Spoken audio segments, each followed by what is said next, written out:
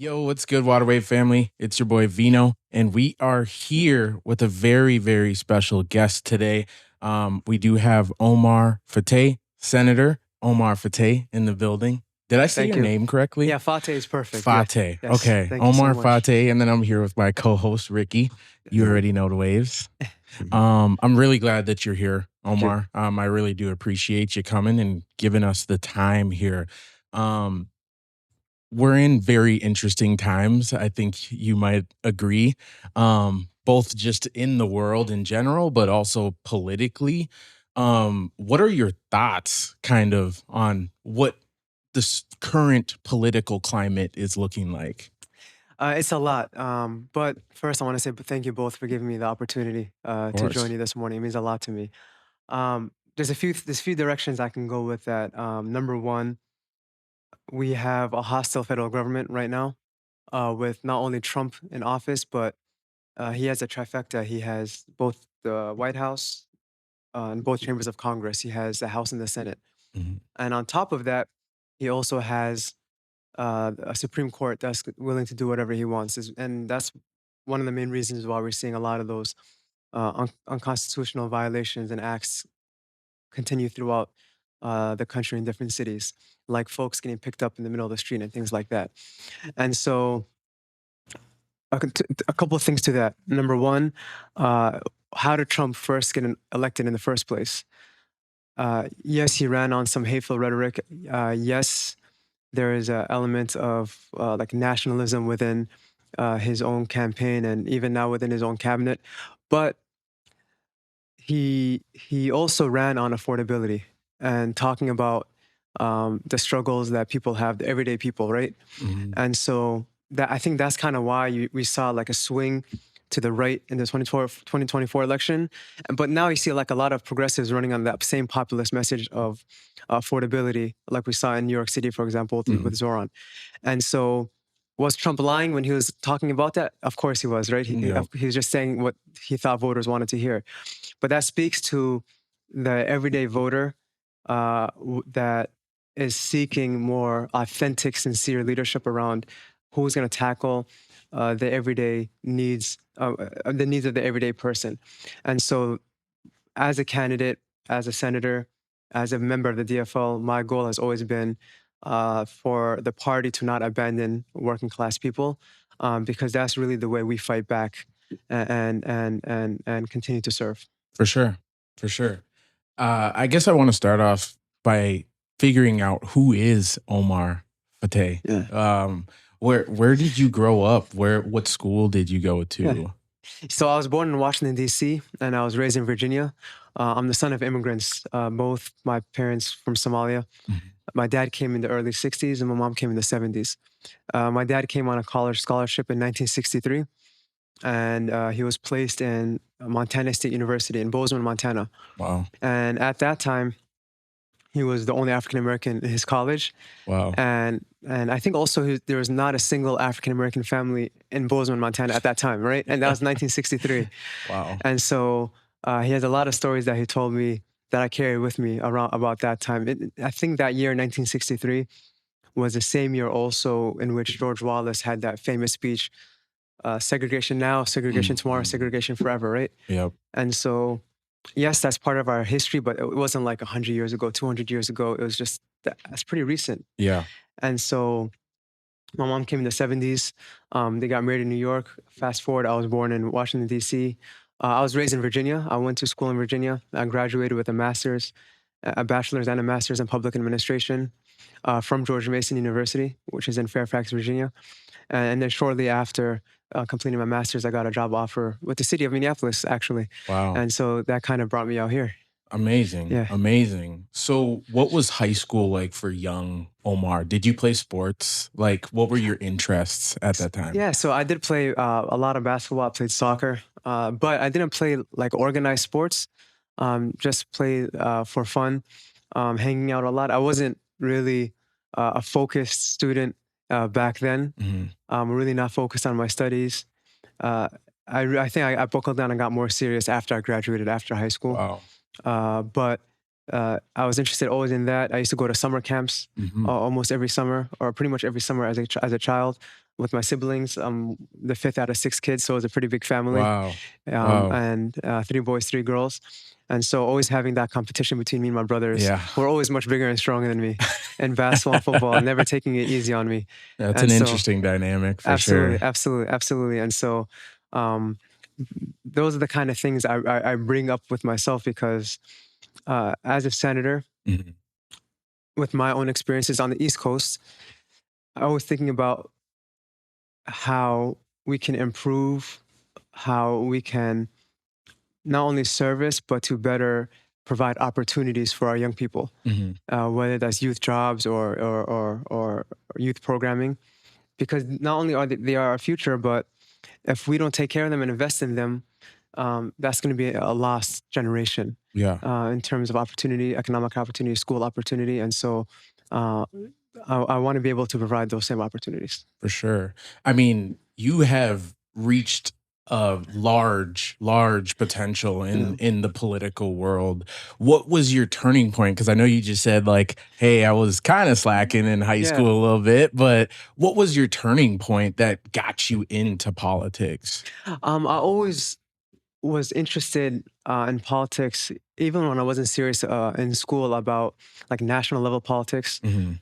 I remember my senior year in high school, we got assigned on a project in which we were placed on campaigns. And if I remember correctly, we took like a political quiz, and then we got assigned like on a campaign. Uh, and the campaign I got assigned went against my beliefs. It was like a Republican Mm. campaign, right? Mhm. And so seeing that, it was a guy running for county attorney. And then seeing that, it really opened my eyes to like, wait, we focus here on the president and both chambers of Congress, but a lot of the stuff that impacts our day-to-day life are actually like the local races, Yeah. the county attorney, the county commissioners, the city councils, and all of that. Mhm. And seeing like some of the hateful rhetoric that he was talking about, uh, and having to go follow that campaign. Mhm. Um, I don't think I was a good ambassador for the campaign because it was not really like I didn't It agree with wasn't him your at all. vibe. It was not my vibe at all. But it was a big learning experience, and that's something that I carried with me on For sure. throughout college. And one of the reasons why I wanted to engage better in politics because there's just so many people that are disconnected from what happens locally. Yeah. Even right now, when I'm canvassing, door knocking, phone banking, talking Mhm. to voters, sometimes they know, yeah, the election's in November, but they don't know like early voting already started, for Yeah. example, or what day the election is happening, or who even is on the ballot at all, Mhm. and a whole host of races. And so, uh, m- those are the kind of things I try to carry on with me. For sure. Why do you think there is that disconnect with the youth in a lot of local politics? A couple of reasons I would say. Number one, there's always a perception of like no matter who gets elected, things are staying the same no matter what, right? Mhm. And like whether it's Democrats or Republicans, both sides don't represent me. Uh, we're having the same issues being talked about every single election. What's going to happen this time differently? Mhm. Uh, Also, just for young people, there's not a reason to. There's not a reason for them to engage Mhm. that piques their interest. Like, what are we speaking about to them that will bring them in Yeah. to the political fold. And what I mean by that, we got to speak towards the issues that matter to them, and as not only as a candidate but as elected officials. Mhm. I remember when I got selected as the chair of the Senate Higher Education Committee. One of the bigger things that was important to me was bringing our students into the conversation because historically at the Capitol, there's something called budget targets where each committee gets a set amount of money to Mhm. spend on their committee for housing, for jobs, for higher ed, for human services, so on. Historically, in higher ed, people will just get their pot of money and then just spend it on operations and maintenance for each campus or for the universities. Yeah. But I knew that wasn't working, so I brought in the students. What are things that are important to you? They said affordability. They said campus hunger and mental health. And so we literally were able to bring them into those conversations. We even had a student day. We had the first ever student day so students can come testify in the committee talking about their issues. And then they led on things like the North South Promise, which was tuition-free college for working families. And so when you engage with them and actually ask them, what are the issues that are important to you? That's the way you can bring them in, not only in the organizing space, but to actually pass meaningful legislation. For sure. You're currently a state senator Yeah, representing District 62, correct? correct. And that's South South Minneapolis, right? Minneapolis. Yep. Okay. What elements of your background are you hoping to use to kind of shape how you will lead as a mayor? Yeah, I'll say that same collaborative approach. And so I have very deep differences with the mayor in terms of policy, whether it comes from policing, the way we're dealing with encampments, uh, economic opportunity for everyone in the city. But what I also heard loud and clear from residents is that what's equally important to good policy are good relationships, Mhm. and you cannot have one without the other. For And sure. I think that's really what's missing right now. We've built a broad coalition from young people to immigrants to folks that are seniors who have been longtime DFL members that are fed up with the process and so on, transit riders. And so uh, we're bringing all of that broad coalition with us. And by the way, we're not only endorsed by progressives at the Capitol, but by Blue Dog Democrats to show that despite differences, we can work and get along with everyone. And so people really are hungry not just for authentic leadership, not just for good policy, but to heal our city in terms of some of the toxicity. Mhm. Because what we're hearing from people and what we see from the news and also city council is that the mayor seems to have an adversarial relationship with city council. And when you don't get along with them, it's hard to pass things. Yeah, But I would argue also that it extends to the county commissioners and to our state Minneapolis delegation. Minneapolis delegation meaning our state representatives and state senators that represent us at the Capitol from Minneapolis. for sure. And that's why the mayor doesn't have a single county commissioner endorsing him. He doesn't have a single Minneapolis delegation member endorsing him. And Wow. when you have that level of disconnect from multiple jurisdictions, there's no way you can pass meaningful ordinances. There's no way you can provide the adequate amount of funding and resources for our city when you're isolated in that way. Yep. And that's something that I can bring. I have the experience working cross jurisdictionally, passing meaningful legislation with all levels of government to make sure we're going to succeed. Because again, having the federal government that we have right now, that's going to threaten to cut off funding for cities that they deem to be oppositional. Now more than ever, we got to lock arms For with our sure. county partners, with our city, with our state to make up for whatever gap in funding that's going to come down the pike. And that's what I strongly believe I can bring. For sure. For sure. I know as a I am a recipient of the North Star Promise. I'm currently Awesome. going to school still. And so it's great that you have brought that to the table. Thank you. What other legislation are you currently championing, or even have you brought to the table that's changed our environment as Minnesota residents? Yeah, so there's a couple of them. I remember my first year in office, we were in the minority. The Republicans were in charge of the Senate. Mm. And one of the bigger issues that we campaigned on and folks came to my office about was addiction and opioid related deaths that were occurring a lot in South Minneapolis, especially, which is also a statewide and a nationwide issue. And there was a young person that came to my office who spoke about their brother that passed away from a fentanyl overdose. I think he had I think an injury, back injury, was self-medicating with pills that were given from a friend. I think there might have been some insurance issues that were going on, like many Americans have, and took the pills not knowing that it was laced with fentanyl. And so that was an accidental, tragic death that could have been prevented, right? Yeah. And so we went to work on something called the legalization of fentanyl testing strips so that when folks are taking any of these things, they can at least test it first. Yeah. And our main goal is to always, at a minimum, keep people alive. And that was one of the selling points I was having Yeah. with my Republican colleagues. And the idea, I guess, in the past was that if you had the fentanyl testing strips, then you had the drugs, and the drugs were obviously illegal. And Mhm. so we wanted to move away from the criminalization of the issue. And so we drafted legislation with the constituent. Uh, we had a lot of ups and downs. There's times when we thought it wouldn't get passed, but I spent a lot of time on the Republican side of the building, Mhm. talking to them, selling it. Hey, you're pro-life. This is a way to keep people alive, right? Mhm. And so one of the senators, her name was Julie Rosen, really helped me, met with me in my office.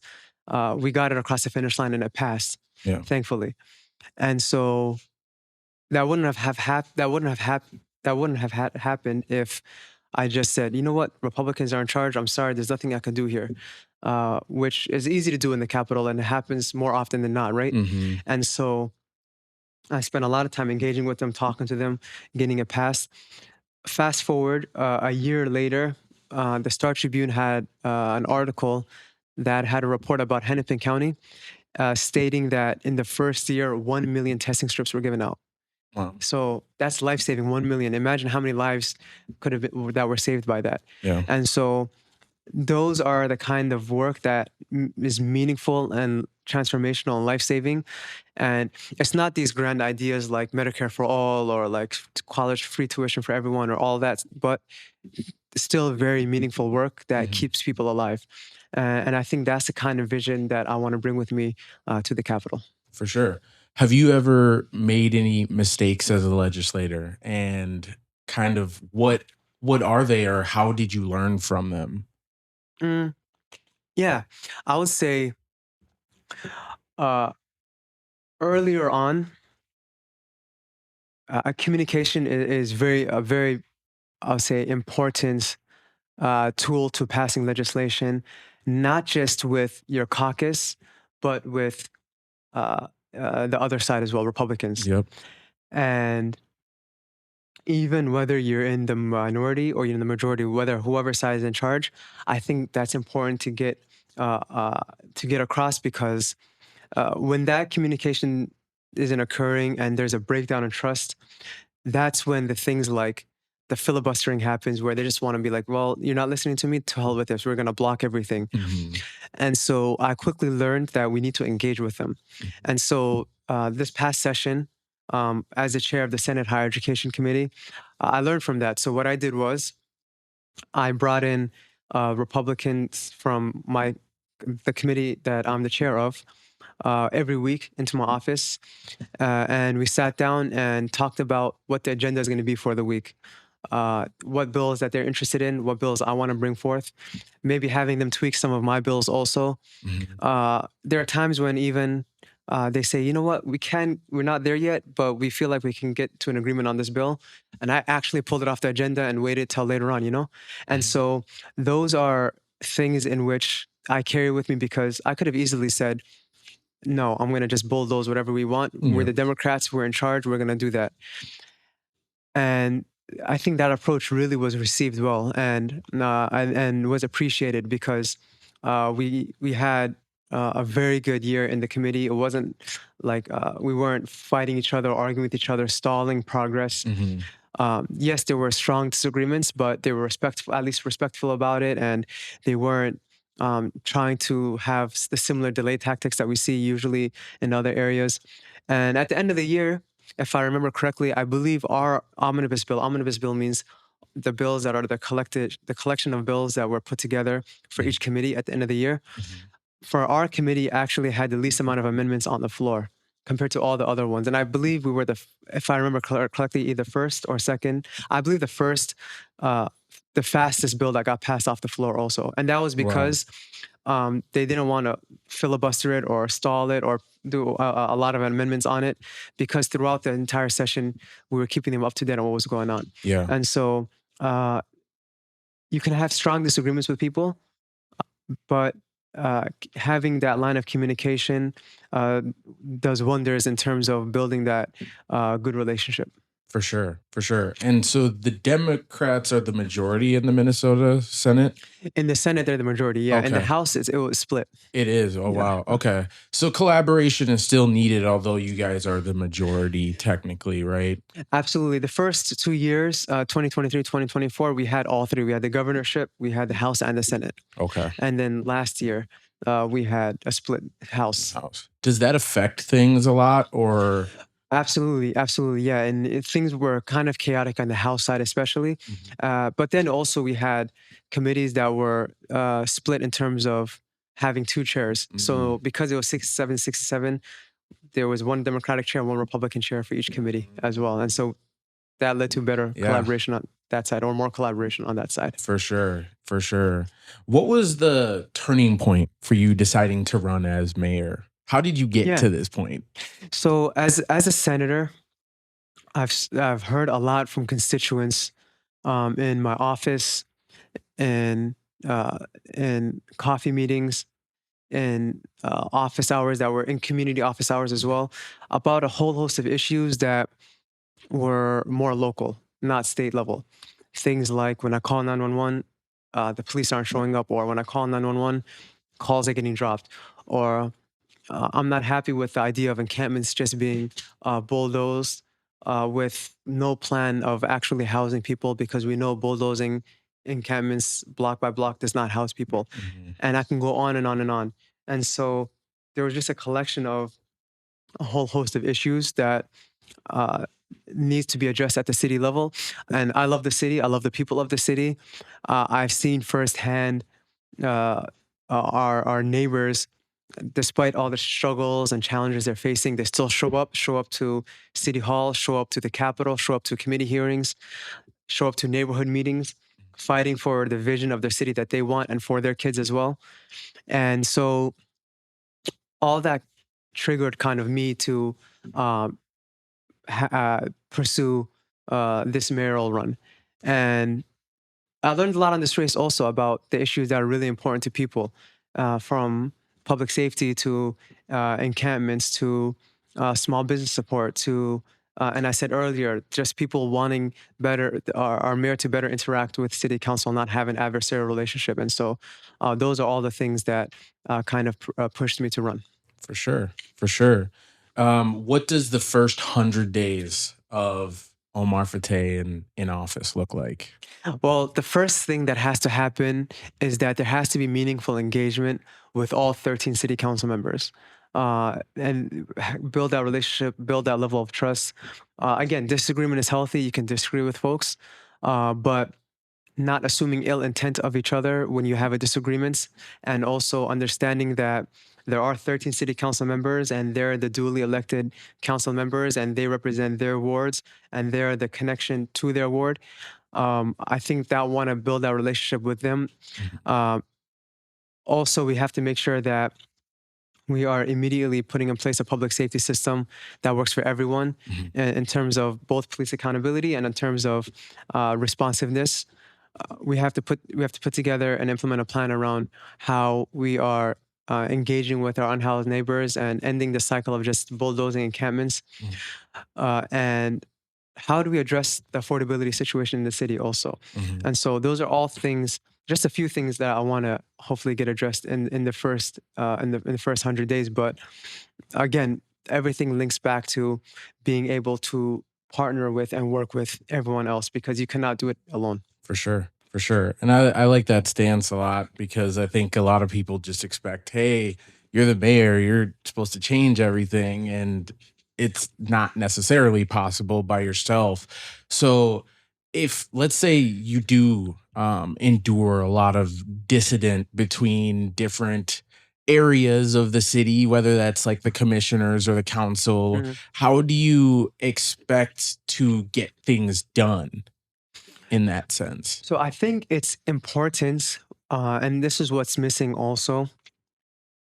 I think what's important is that when you're formulating policy, you do so with the most amount of stakeholders as possible, with Uh, city council members, with community, with people that are going to be directly impacted, rather than pursuing something and then explaining it later. mm, And I think that's critical and that's key, because people don't want to be blindsided, and mhm. people don't want to be talked to or talked about. They want to be engaged with. Yep.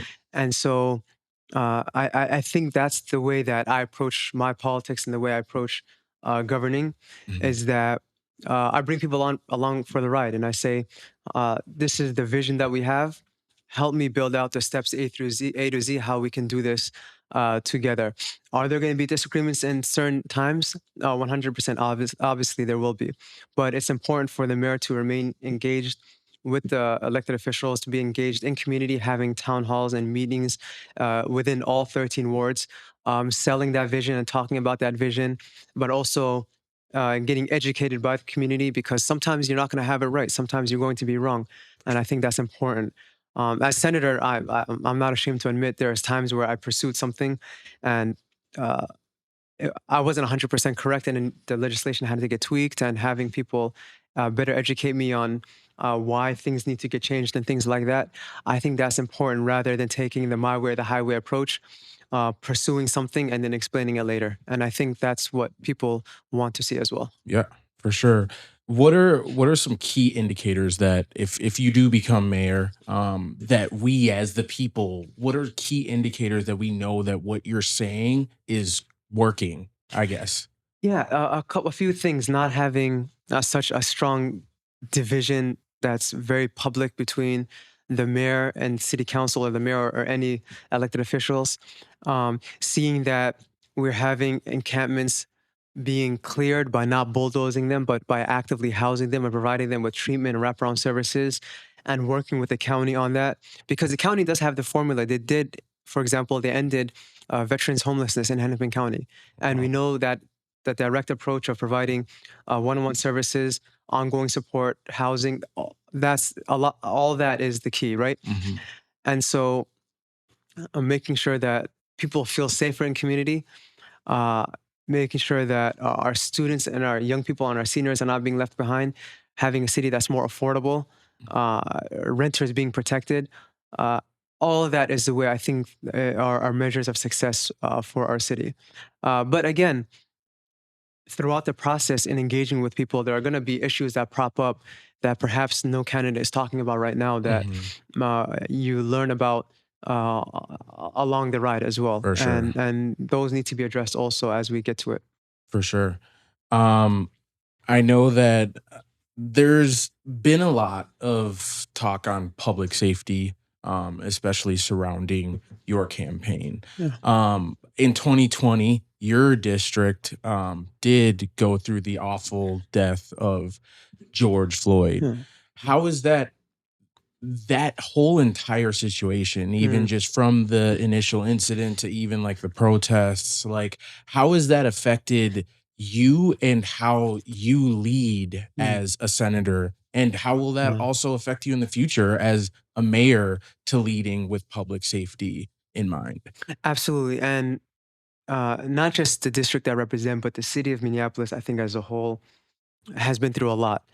Through the COVID-19 pandemic, through the torture and murder of George Floyd, as you mentioned, through a whole host of issues. And what we found is that people are just frustrated and fed up with a system that lacks accountability, in terms of public safety, but in terms of governing as well. In terms of the mayoral administration, uh, people feel that their voices are being left out, uh, especially again in terms of public safety. And when we talk about uh, how we can better improve the system, our public safety system, what we envision is a system in which when you call 911, you get the right call, the appropriate response at the right time, Mhm, meaning you don't need an officer at every single phone call mhm, to respond to every single call. And I'll say two things to that. Number one, we do have two consent decrees we need to implement, both state and federal, around the police accountability piece. But number two, uh, we had a city report that showed that nearly half of 911 calls that for MPD can actually be diverted away from police, meaning they don't need to have the respond to every call. Uh, and we can beef up our alternatives like BCR, behavioral crisis response, like mental health workers. And that clicks well with what I've heard at the Capitol. We've had law enforcement from different jurisdictions say that we cannot respond to every call. We need help. We're being stretched out thin. So it's just not a us policy. It's actually law enforcement also mhm, asking for that help, because when we when we release nearly half of their caseload and they're not being stretched out so thin, Yeah. then they can focus on violent crime. They can focus on the carjackings, the shootings, Yeah. the drug trafficking, the human trafficking, clearing the backlog of cases that have long gone untouched and unsolved. Things like human trafficking and rape and murder and things like that. And those are the things that people really want to see addressed. Yeah. And so when you don't have an officer responding to every call, for example, if there's like a 12-year-old child that's autistic, that's having like a behavioral issue going Mhm. on with family, you don't need armed officers showing up to that scene, right? No, That's a call that they're not needed at. for sure. And so that's the system in which we envision Mhm. that's better, more strategic, and works for everyone. I know that the mayor and his team like to talk about, well, if they get elected, they want to abolish the police and all that. That's completely false. That's not going to happen. Yeah, In fact, even if all 13 council members and the mayor today voted to get rid of police, state law wouldn't allow that. And so for it's a sure. fake argument. For sure. Yeah, yeah. I think that that's kind of like a bit of the stigma that Yeah. kind of waves over a lot of your campaign. And I mean, that could just be from false advertising. I mean, from what you've Mm, just explained, it yeah. doesn't sound like you're trying to abolish the police at all by any means.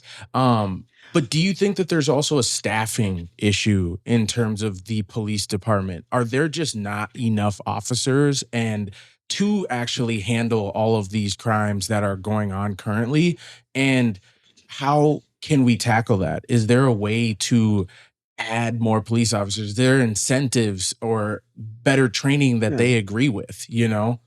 I think a couple of things. Number one, we need to be more strategic around the calls in which officers are engaging with right now. Mhm. Because with the staff level we have right now, they're saying they're being stretched out too thin. Yeah. And if we can take nearly half of the workload off their plate, that's a huge first step.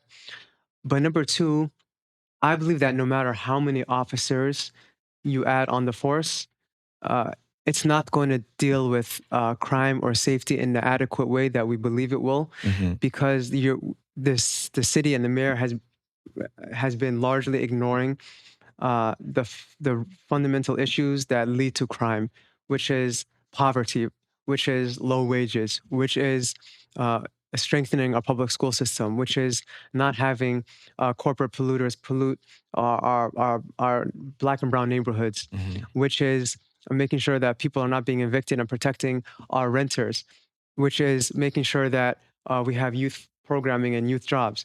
And so we need to focus on the root causes and identifying how the city can be better prepared and dealing with the basic needs of people, Mhm. rather than saying that we're not going to provide this help, but we're just going to throw officers at the solution every single time. We need to take a more proactive approach Mhm. and making sure that the needs of the people are better addressed. For sure. Um, on the end of policing, in the federal side, there's a lot of drama with ICE in Yeah. general. Yeah. Um, where I know that at least from what I've seen and read, I know that you guys are against ICE. Your campaign is Yeah. against ICE, and the cooperation with ICE is not something that Yeah. we see in your campaign's future. Yeah. How do you see the pressures from potentially even like the federal Mm. government, the higher ups, the Trumps and Yeah. stuff like that? If they're forcing this on the city, how do you combat that? A couple of things. Number one, we saw a situation on June 3rd on Lake and Bloomington Mhm. in the district that I represent in South Minneapolis, that there was a strategic failure on the part of the city. Mhm. We had ICE and multiple federal agents show up on the scene, and there was a level of anxiety and chaos that was caused by uh, not only having ICE being there, but the lack of communication by the mayor's office and MPD, the chief, around what's going on, and that letting people know that ICE is actually in the city. Mhm. And in fact, myself, multiple elected officials at the state and city level, we didn't even hear about the situation from the city. We heard about it from some of the boots on the ground organizations Wow. that were hearing about what's happening, that saw what happened, and then reported it back to everyone else. And so what we learned from the city auditor's office is that we need to strengthen our separation ordinance. We need to have a better communication between the mayor and the chief, and also the city council member, so that whenever we know something's coming down the pike, that city council is alerted immediately, because they're the connection point to community, and they can articulate that and disseminate that information to folks. I think that's really important. Mhm. Number two, we really have to work really hard to better work with some of those boots on the ground organizations that I just spoke about right now, that are already providing like the know your rights training, legal Mhm. counseling, Mhm. multilingual services. They're the ones that are finding out a lot of times what's happening on the ground, because the city cannot do it alone. And we need to lock arms with our, not just cross jurisdictionally, but with these organizations as well. Because things are scary, and it's going to get scary as well. Yeah. As the chair of the Senate Higher Education Committee, I've seen firsthand our students, especially undocumented students, getting picked up by ICE, right? Sometimes on campus, middle of the night. And so their lawyers not knowing where they're being detained, the families not knowing where they're being detained. Of course, obviously, again, this is unconstitutional. This shouldn't be happening. Mhm. But we have a president that's going to do whatever he wants. Right. And it's scary for, when I talk to college and university presidents, it's they're scared of publicly providing support to these students out of fear of losing funding, saying that, well, if I do this, then the federal government's going to drop the hammer on us, right? Mhm. And so we're in a situation right now uh, with our college campuses and all levels of government, in which the federal government and Trump is putting us in a choice where you either sacrifice your values or you lose funding. Mhm. And as a mayoral candidate and as a senator, I'm saying that under any circumstance, we cannot sacrifice our values and throw our, our most marginalized communities under the bus. And so that includes not allowing MPD to collaborate with ICE. Yep. Because, by the way, we saw a few weeks ago, uh, there was a leak publicly that Yeah. showed ICE emailing the police chief saying, "Thank you for assisting us Yeah. and in evacuating or leaving the scene, and providing that escort services." And so uh, I think that under any circumstance, whether it's crowd control, whether it's escorting them out, whatever, Mhm. MPD should never ever collaborate with ICE. And those are some of the things that we've been talking about on the campaign. For sure. And even just kind of going into like the schools being defunded, the University of Minnesota took a bunch of cuts and also had to lay off a lot of people. There's a lot more people than now involved in issue like this, Yeah. that may not even be involved or may not have an opinion or Yeah. may not be fighting for that Yeah. in general. What do you say to those families, like especially like professors Yeah. who've maybe lost their jobs this year, and don't have really any certainty because the U of M might not have, given in to what ICE wants? Yeah. And that's why it's really critical for the state to step up Mm. and provide the funding that's needed to make up for the gap in which whatever the federal government cuts off. Is it a large amount of money? Yes. But I think there's creative solutions in which we can find ways to provide that funding, because it's not just around the operations and maintenance of the campuses, Mhm. but there's a lot of critical work like Yeah. research funding getting cut, right? Yeah. For around cancer and other diseases, Yeah. in which we all have family members or know someone that's affected by these diseases that are, in which cures are being researched on by these important institutions. Mhm.